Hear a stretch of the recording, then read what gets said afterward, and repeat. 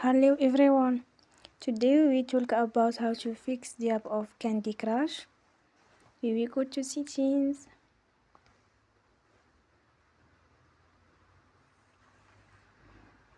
Then we click on apps.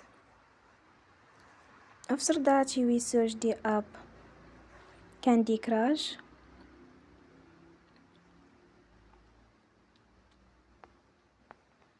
And we click. We will on for stop. After that we go to storage. Then we click on clear cache.